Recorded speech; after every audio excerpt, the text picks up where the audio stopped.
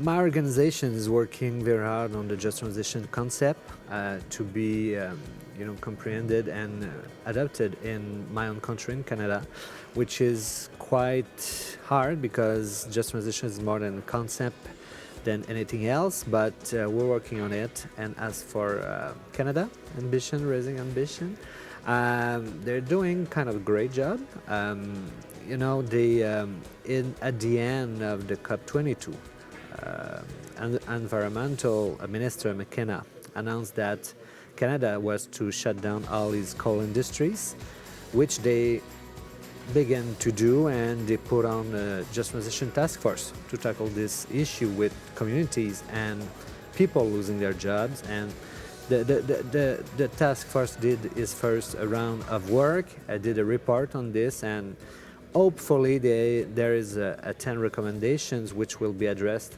hopefully for the next election, which will be in October. So that's a kind of thing that Canada has been made.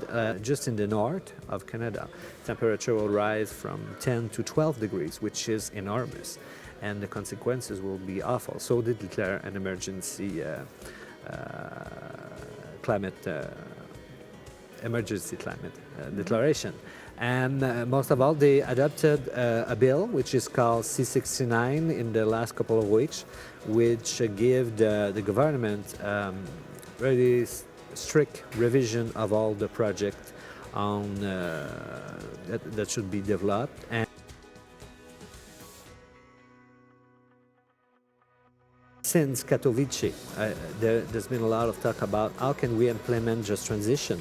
And it's kind of hard because there are some reasons. First of all, just transition is a concept.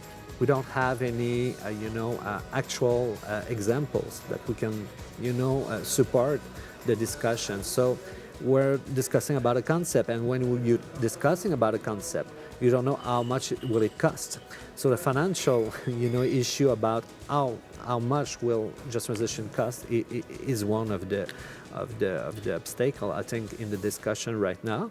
The second one is that the just transition is not the same in the North countries and the South, with the G77 and China and Saudi Arabia. So for some places, we have to transition the industries. For others, it's just to create decent jobs. So we're not technically speaking of the same thing. So this nuts must be untied if we want to go forward in this discussion. So I think we can expect a text from this session, but I think that most of the jobs will be made at the COP25 in Santiago in Chile.